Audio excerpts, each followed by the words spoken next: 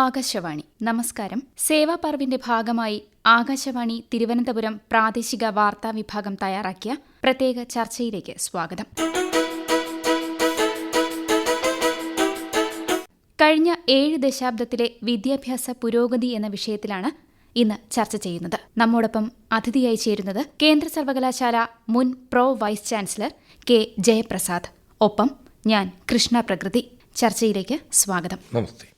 ആദ്യത്തെ ചോദ്യം, സ്വാതന്ത്ര്യാനന്തരം ഇന്ത്യയുടെ സാക്ഷരതാ നിരക്കിലുണ്ടായ മാറ്റം, അതിനെ പറ്റിയിട്ടാണ്. ആ ഒരു മാറ്റം വലുതാണല്ലോ. ഈ വളർച്ചയ്ക്ക് കാരണമായ പ്രധാനപ്പെട്ട ഘടകങ്ങൾ ഏതൊക്കെയാണ്? ഏറ്റവും പ്രധാനപ്പെട്ട സർക്കാർ നയങ്ങളും പദ്ധതികളും ഏതൊക്കെയാണ്? സ്വാതന്ത്ര്യാനന്തരം നമ്മുടെ വിദ്യാഭ്യാസ മേഖലയിൽ മറ്റ് 3-4 ലോക രാജ്യങ്ങൾ ഉണ്ടായതുപോലെയുള്ളൊരു പുരോഗതി പെട്ടെന്നുണ്ടായില്ല, നിർഭാഗ്യവശാൽ. അതിന് പ്രധാന കാരണം 1835 മെക്കോളെ വിദ്യാഭ്യാസ പദ്ധതി രാജ്യത്ത് നടപ്പാക്കുന്ന ബ്രിട്ടീഷ് സർക്കാരിൻ്റെ കീഴിൽ.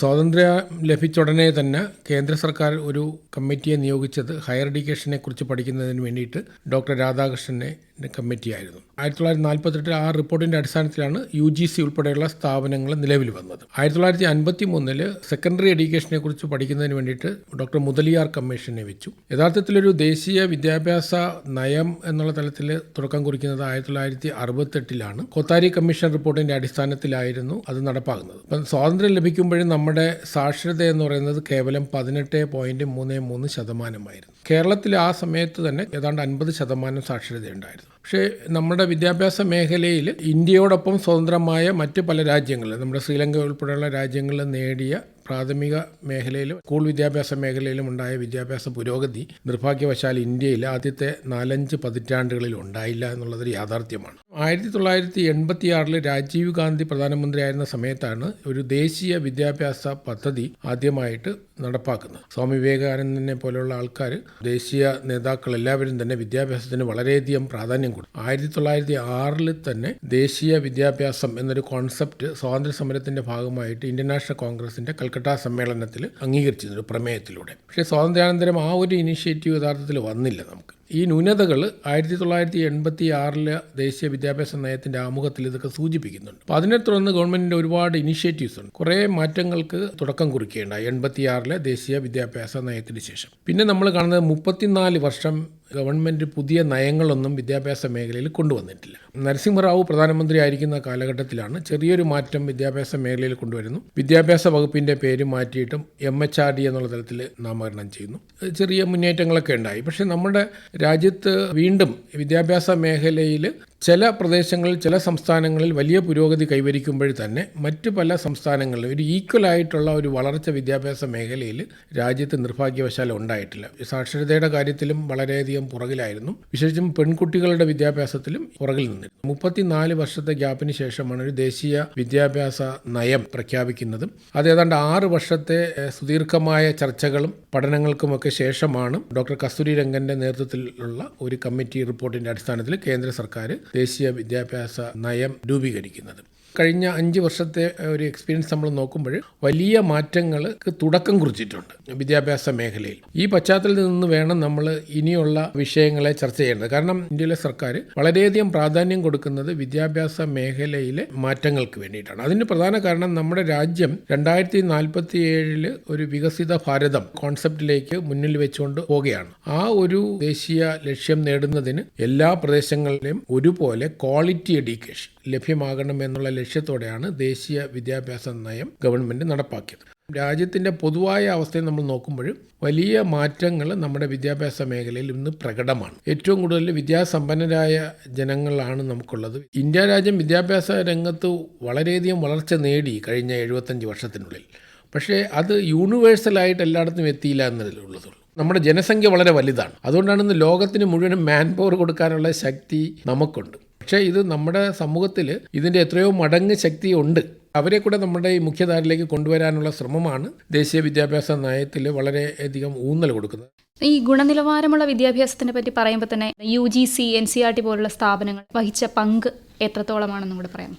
ദേശീയ തലത്തിൽ സ്കൂൾ വിദ്യാഭ്യാസ മേഖലയ്ക്കും അതുപോലെ തന്നെ ഉന്നത വിദ്യാഭ്യാസ മേഖലയ്ക്കും സാങ്കേതിക വിദ്യാഭ്യാസ മേഖലയ്ക്കും വേണ്ടിയിട്ട് ഒരു ദേശീയ തലത്തിൽ അവരുടെ നയപരമായ കാര്യങ്ങൾ രൂപീകരിക്കുന്നതിന് വേണ്ടിയിട്ടുള്ള സമിതികൾ രാജ്യത്ത് നിലവിലുണ്ട്.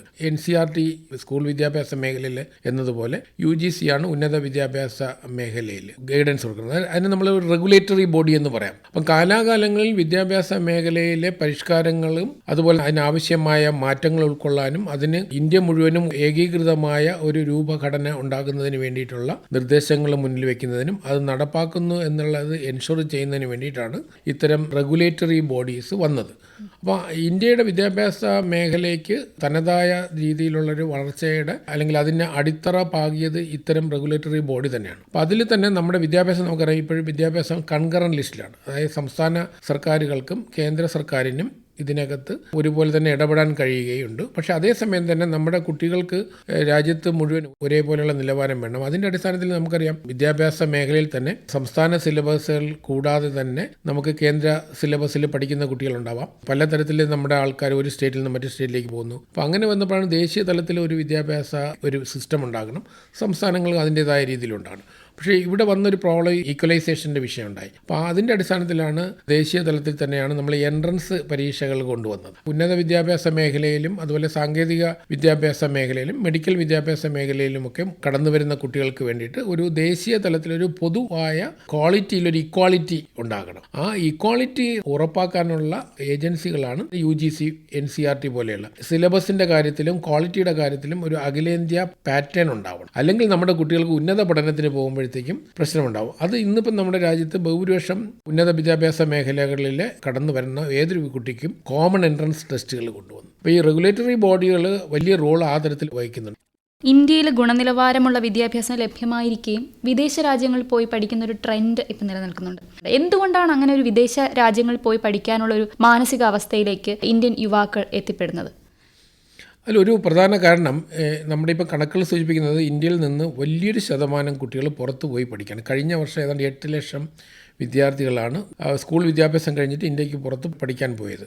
അത് കേരളവും അതിൽ മുന്നിൽ നിൽക്കുന്ന ഒരു സംസ്ഥാനമാണ്. അതിൽ 2 കാരണങ്ങളുണ്ട്. പുറത്തേക്ക് വിദ്യാഭ്യാസത്തിന് പോകുന്നവരുടെ ലക്ഷ്യം ക്വാളിറ്റി എഡ്യൂക്കേഷൻ നേടുക എന്നുള്ളതല്ല. കാരണം ലോകത്തിലെ തന്നെ ഏറ്റവും നിലവാരമുള്ള വിദ്യാഭ്യാസം നൽകുന്ന സ്ഥാപനങ്ങളാണ് ഇന്ത്യയിലെ IITകൾ, ഇന്ത്യൻ ഇൻസ്റ്റിറ്റ്യൂട്ട് ഓഫ് മാനേജ്മെൻറ്റുകൾ, NITകൾ, നാസ ഉൾപ്പെടെയുള്ള ശാസ്ത്ര സാങ്കേതിക രംഗത്ത് ഏറ്റവും മുന്നിൽ നിൽക്കുന്ന ലോകത്തിലെ സ്ഥാപനങ്ങളിൽ ഏറ്റവും കൂടുതൽ മാർക്കറ്റ് ഉള്ളത് ഇന്ത്യയിലെ ഗ്രാജുവേറ്റ്സിനാണ്. അപ്പോൾ അതുകൊണ്ട് ക്വാളിറ്റി എഡ്യൂക്കേഷൻ അല്ല പലപ്പോഴും നമ്മുടെ യുവാക്കളുടെ മുന്നിൽ വരുന്നത്. ഞാൻ മനസ്സിലാക്കുന്നത് പല കുട്ടികളും അവരുടെ കരിയർ കൂടെ ഉറപ്പാക്കാനാണ് വിദേശത്തേക്ക് പോകുന്നത്. അപ്പം നമ്മുടെ ഇവിടെ നിന്ന് പോകുന്ന കുട്ടികൾ അത്രയധികം ബ്രില്യൻ്റായ കുട്ടികൾ മാത്രമല്ല പോകുന്നത്. ഇപ്പോൾ ഓസ്ട്രേലിയയിലേക്കും കാനഡയിലും തുടങ്ങിയിട്ടുള്ള പല സ്ഥലത്തേക്കും പോകുന്നത് എനിക്കറിയാവുന്ന കുട്ടികളെല്ലാം തന്നെ അവിടെ പാർട്ട് ടൈമായിട്ട് ജോലിയും ചെയ്യുന്നുണ്ട്. പക്ഷേ ബഹുഭൂരിപക്ഷം പേർക്കും ആദ്യകാലത്ത് പോയവരൊക്കെ തന്നെ അവിടെ തന്നെ തൊഴിലിന് അവർക്ക് മറ്റു സ്ഥലത്ത് അലയേണ്ട ആവശ്യമില്ല, PSC പരീക്ഷ എഴുതേണ്ട ആവശ്യമില്ല, അവർ ജോലി ചെയ്യാൻ കഴിയുന്നുണ്ട്. അപ്പോൾ അതുകൊണ്ട് ആ ഒരു അട്രാക്ഷനാണ് ഒരു പരിധിവരെ വിദേശത്തേക്ക് നമ്മുടെ കുട്ടികൾ പോകുന്നതിൻ്റെ കാരണം. പക്ഷേ ഇപ്പം നമ്മൾ ഒരു കാര്യം ഇവിടെ എടുത്തു പറയേണ്ടത്, ഇന്ന് അമേരിക്ക ഉൾപ്പെടെയുള്ള എല്ലാ രാജ്യങ്ങളിലും അത്തരം കുടിയേറ്റം നടത്തുന്ന കുട്ടികൾക്ക് അല്ലെങ്കിൽ പ്രശ്നങ്ങളാണ്. ഇപ്പോൾ യൂറോപ്പിലെ എല്ലാ രാജ്യങ്ങളിലും കുടിയേറ്റക്കാർക്കെതിരായ മൂവ്മെൻറ്റ് തുടങ്ങിയിട്ടുണ്ട്. വിശേഷിച്ചും ബ്രിട്ടൻ, ഫ്രാൻസ് തുടങ്ങിയിട്ടുള്ള പല രാജ്യങ്ങൾ കുടിയേറ്റക്കാർക്കെതിരായ പൊതുവായ ഒരു ജനകീയ മുന്നേറ്റമുണ്ട് അവിടങ്ങളിൽ രാഷ്ട്രീയമായിട്ട് തന്നെ. അതിൽ നമ്മുടെ കുട്ടികൾ ഇരയാവാൻ സാധ്യതയുണ്ട്. പക്ഷേ നമ്മുടെ കുട്ടികൾ ക്വാളിറ്റി ഉള്ളവരാണ്, നല്ല തൊഴിൽ ചെയ്യുന്നവരാണ്. പക്ഷേ ഒരു പൊളിറ്റിക്കൽ ഇഷ്യൂ വരുമ്പോൾ നമ്മളെല്ലാം കുടിയേറ്റക്കാരായിട്ട് പെടുത്തും. അപ്പോൾ അതുകൊണ്ട് ജോലി ലഭിക്കാൻ വേണ്ടി വിദേശത്ത് പോയി പഠിക്കുന്നവർ ഒന്നുകൂടെ ഒന്ന് ആലോചിക്കണമെന്നാണ് എനിക്ക് പറയാനുള്ളത്. നമ്മുടെ കുട്ടികൾ അതുകൊണ്ട് കുറച്ചുകൂടെ കാര്യങ്ങൾ പഠിച്ചുകൊണ്ട് പോകണം. നിരവധി പുതിയ കേന്ദ്ര സർവകലാശാലകൾ, IITകൾ, IIMകളൊക്കെ സ്ഥാപിക്കുന്നുണ്ടല്ലോ. ഇത് തൊഴിൽ പരിശീലനത്തിന് എത്രത്തോളം സഹായകമാകും എന്നുകൂടെ പറയാമോ? നമ്മുടെ രാജ്യത്ത് കഴിഞ്ഞ 11 വർഷമായിട്ട് വൻപിച്ച വിപ്ലവം വിദ്യാഭ്യാസ മേഖലയിലും സാങ്കേതിക വിദ്യാഭ്യാസ മേഖലയിലും അതുപോലെ തന്നെ ഉന്നത വിദ്യാഭ്യാസ മേഖലയിലും ഉണ്ടായിട്ടുണ്ട്. അപ്പം ഗവൺമെൻറ് നരേന്ദ്രമോദി സർക്കാർ അധികാരത്തിൽ വന്നതിന് ശേഷം വളരെയധികം പ്രയോറിറ്റി നമ്മുടെ വിദ്യാഭ്യാസ മേഖലയ്ക്ക് കൊടുക്കുന്നുണ്ട്. നമ്മുടെ രാജ്യത്ത് നേരത്തെയും തന്നെ ഒരുപാട് വിദ്യാഭ്യാസ മുന്നേറ്റം ഉണ്ടായിട്ടുണ്ട്. പക്ഷേ ഞാൻ നേരത്തെ സൂചിപ്പിച്ചതുപോലെ നമ്മൾ 145 കോടി വരുന്നൊരു ജനസമൂഹമാണ്. അപ്പം വ്യത്യസ്ത ഭാഷ, വ്യത്യസ്ത മേഖലകളിൽ വ്യത്യസ്ത രീതിയിലാണ് നമ്മുടെ പുരോഗതിയും വന്നിട്ടുള്ളത്. അപ്പോൾ അതിന് പല പല കാരണങ്ങളുണ്ട്. സാമൂഹ്യമായ കാരണങ്ങളുണ്ടാവാം, മതപരമായ കാരണങ്ങളുണ്ടാവാം, മറ്റ് പല വിഷയങ്ങളുണ്ടാകാം. അപ്പോൾ അത് നമ്മുടെ രാജ്യം ഒരുപാട് പ്രശ്നങ്ങളിലൂടെ കടന്നു വന്നൊരു രാജ്യമാണ്. നമ്മൾ സ്വാതന്ത്ര്യം നേടുമ്പോൾ 1000 വർഷത്തോളം വൈദേശിക ശക്തികൾ ഭരിച്ചൊരു രാജ്യമാണ്. അപ്പോൾ സ്വാഭാവികമായിട്ടും നമുക്ക് ഒരുപാട് ന്യൂനതകളും സാമൂഹ്യമായ വേർതിരിവുകളും ഒക്കെ ഉണ്ടായിരുന്നു. അപ്പോൾ ഇവിടെ നമ്മൾ എടുത്തു പറയേണ്ടത് നമ്മുടെ വിദ്യാഭ്യാസ മേഖലയിൽ കഴിഞ്ഞ 10 വർഷത്തിനകം ഉണ്ടായ മാറ്റം എന്ന് പറയുന്നത് വളരെ വലുതാണ്. ഉദാഹരണത്തിന് 370 മെഡിക്കൽ കോളേജുകളാണ് ഉണ്ടായിരുന്നത് 2014. ഇന്ന് അത് 740 മെഡിക്കൽ കോളേജായിട്ട് മാറിയിട്ടുണ്ട്. IIT തന്നെ 2014 ഉണ്ടായിരുന്നത് 14 IIT ആണെങ്കിൽ ഇന്നത് 24 IIT ആയിട്ട് മാറി. ഉന്നത വിദ്യാഭ്യാസ മേഖലയിൽ നമ്മൾ ഗ്രോസ് എൻറോൾമെൻറ്റ് റേറ്റ് തന്നെ നമ്മൾ നോക്കിക്കഴിഞ്ഞാൽ വലിയ മാറ്റം വന്നിട്ടുണ്ട്. പെൺകുട്ടികളുടെ വിദ്യാഭ്യാസത്തിൽ ഏറ്റവും വലിയ മാറ്റം ഉണ്ടായത് കഴിഞ്ഞ നമ്മുടെ സർക്കാരിൻ്റെ ഇനിഷ്യേറ്റീവിൽ പെൺകുട്ടികളുടെ വിദ്യാഭ്യാസത്തിനുണ്ടായ പുരോഗതിയാണ്. അപ്പോൾ ആ തരത്തിൽ നമ്മൾ നോക്കുമ്പോൾ വിദ്യാഭ്യാസ മേഖലയിൽ ഇന്ന് ക്വാളിറ്റി പരമായിട്ടും അതുപോലെ തന്നെ നൈപുണ്യ വികസനം ഉൾപ്പെടെയുള്ള മേഖലകളിൽ തൊഴിലധിഷ്ഠിതമായിട്ടുള്ള മറ്റ് പദ്ധതികൾ, അതുപോലെ തന്നെയാണ് നമ്മുടെ ശാസ്ത്ര സാങ്കേതിക രംഗത്ത് നമ്മളെ പല സ്ഥാപനങ്ങളും മികവിൻ്റെ കേന്ദ്രങ്ങളായി മാറ്റുന്നതിന് വേണ്ടിയിട്ടുള്ള ഇനിഷ്യേറ്റീവ് നടക്കുന്നുണ്ട്.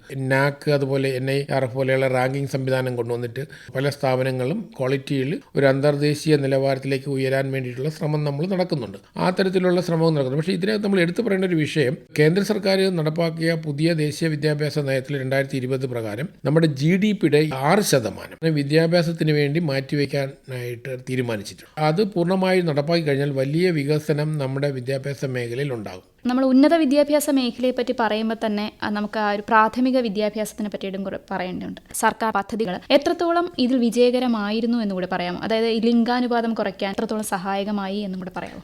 വിദ്യാഭ്യാസ അവകാശ നിയമം വന്നതിന് ശേഷം 2009 നിലവിൽ വന്നതിന് ശേഷം ആ വിദ്യാഭ്യാസ പദ്ധതിയുടെ ഭാഗമായിട്ട് ആണ് നമ്മുടെ രാജ്യം മുന്നോട്ട് പോയത്. അപ്പം പുതിയ വിദ്യാഭ്യാസ നയത്തിൽ വലിയ പൊളിച്ചെഴുത്ത് ഈ രംഗത്ത് വരുന്നുണ്ട്. ഉദാഹരണത്തിന് ഇപ്പം നിലവിലുള്ള നയം പ്രകാരം 3 വയസ്സ് മുതൽ 18 വയസ്സ് വരെയാണ് സ്കൂൾ വിദ്യാഭ്യാസത്തിൻ്റെ കാലഘട്ടം. അപ്പം അതിൽ 4 സ്റ്റേജ് ആയിട്ടായിരിക്കും സ്കൂൾ വിദ്യാഭ്യാസത്തെ ചിട്ടപ്പെടുത്തിയിരിക്കുന്നത്. 3 വയസ്സ് മുതൽ 6 വയസ്സ് വരെ ശരിക്കും നമ്മളെ ബാലവാടി അല്ലെങ്കിൽ അംഗനവാടി എന്ന് പറയുന്നത് ആ തരത്തിലേക്ക് വിദ്യാർത്ഥികളെ കളിയിലൂടെയും മറ്റുമൊക്കെ, അതൊരു ഫോർമൽ എഡ്യൂക്കേഷനിൽ ഇൻഫോർമലായിട്ട് കുട്ടികളെ കൊണ്ടുവരിക. അപ്പോൾ അതിൽ അവർക്ക് ഭക്ഷണം ഉൾപ്പെടെയുള്ള കാര്യങ്ങൾ പ്രൊവൈഡ് ചെയ്യുന്നു. അപ്പോൾ സ്വാഭാവികമായിട്ടും കൂടുതൽ കുട്ടികൾ ഇതിലേക്ക് ആകർഷിക്കപ്പെടുകയും കൊഴിഞ്ഞു പോകും. നമ്മുടെ ഇന്ത്യയിലെ വിദ്യാഭ്യാസത്തിൻ്റെ ഏറ്റവും വലിയ പ്രശ്നം കുട്ടികൾ കൊഴിഞ്ഞു പോകുന്നതാണ്. അപ്പം 1ാം ക്ലാസ്സിൽ ചേരുന്ന കുട്ടികൾ +2 വരെ അല്ലെങ്കിൽ 10th വരെ അയാൾ സ്കൂൾ വിദ്യാഭ്യാസത്തിലേക്ക് തുടരണം. അപ്പോൾ അതിനാവശ്യമായ പദ്ധതികളാണ് ഇപ്പോൾ കേന്ദ്ര സർക്കാർ നടപ്പാക്കിയിരിക്കുന്നത്. അവർക്ക് ഇപ്പം പ്രാഥമിക തലത്തിലാണെങ്കിൽ രാവിലെയുള്ള ഭക്ഷണം ഉൾപ്പെടെ ഉച്ചയ്ക്കുള്ള ഭക്ഷണം ഉൾപ്പെടെയുള്ള കാര്യങ്ങൾ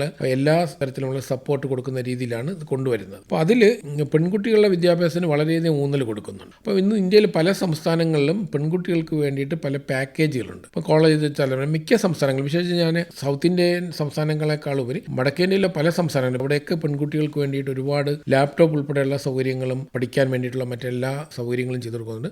അങ്ങനെ ഈ പെൺകുട്ടികളെ വിദ്യാഭ്യാസത്തിൻ്റെ മുന്നിലേക്ക് കൊണ്ടുവരുന്നതിന് വിപ്ലവകരമായ മാറ്റം ഇന്ന് ഇന്ത്യയിലുണ്ടായിട്ടുണ്ട്. നൈപുണ്യ വികസനം ഒരു ഭാഗത്ത്, തൊഴിലധിഷ്ഠിത വിദ്യാഭ്യാസം കൂടെ ചേർത്തുകൊണ്ടാണ് ഇതിലേക്ക് കൊണ്ടുപോകുന്നത്. അതിൽ 5, 3, 3, 4 എന്നുള്ള തരത്തിലാണ്. അപ്പോൾ ആദ്യത്തെ 5 വർഷം പ്രൈമറി തലത്തിലേക്ക് പോകും. 3 ആണ് സെക്കൻഡ് സ്റ്റേജ് വരിക. തേർഡ് സ്റ്റേജും 3 വർഷമാണ്. അവസാനത്തെ സ്റ്റേജ് 9, 10, 11, 12 ഈ ക്ലാസ്സുകളിലാണ് സ്കൂൾ വിദ്യാഭ്യാസത്തിൻ്റെ ഫൈനൽ സ്റ്റേജ് വരിക. അപ്പോൾ ഈ 4 തലങ്ങളിലായിട്ട് ക്രമീകരിക്കും. അപ്പം കൂടുതൽ പരിരക്ഷ വിദ്യാർത്ഥികൾക്ക് ലഭിക്കും. നേരത്തെ പറഞ്ഞ 6 മുതൽ 14 വരെയുള്ള വയസ്സിന് പകരമായിട്ട് 3 മുതൽ 18 വയസ്സ് വരെയുള്ള കുട്ടികൾക്ക് സർക്കാരിൻ്റെ വിദ്യാഭ്യാസ ആനുകൂല്യങ്ങളും അതുപോലെ തന്നെ മറ്റ് പരിരക്ഷയും ലഭിക്കും. ഭാവിയിലേക്ക് നോക്കുമ്പോൾ വരുന്ന ദശകത്തിൽ ഇന്ത്യൻ വിദ്യാഭ്യാസം നേരിടുന്ന ഏറ്റവും വലിയ വെല്ലുവിളികൾ എന്തൊക്കെയാണ്? എന്തൊക്കെ അവസരങ്ങളാണ് നമ്മുടെ മുന്നിലുള്ളത്?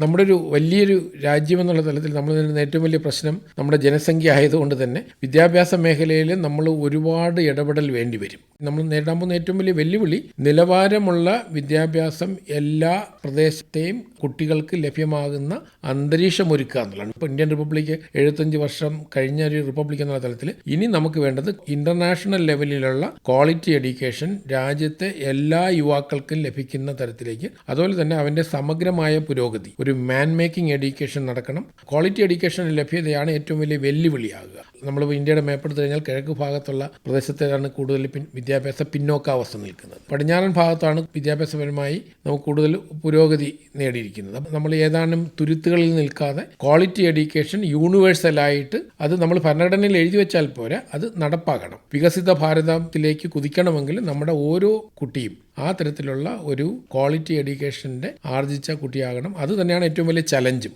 സേവാ പർവിന്റെ ഭാഗമായി കഴിഞ്ഞ 7 ദശാബ്ദത്തിലെ വിദ്യാഭ്യാസ പുരോഗതി എന്ന വിഷയത്തിൽ ആകാശവാണി തിരുവനന്തപുരം പ്രാദേശിക വാർത്താ വിഭാഗം തയ്യാറാക്കിയ പ്രത്യേക ചർച്ച സമാപിക്കുന്നു. ചർച്ചയിൽ അതിഥിയായി പങ്കെടുത്ത ഡോക്ടർ കെ ജയപ്രസാദിന് പ്രത്യേക നന്ദി അറിയിക്കുകയാണ്. നന്ദി. നമസ്തേ. ഏകോപനം ലെമി ജി നായർ. നിർവഹണം കൃഷ്ണ പ്രകൃതി.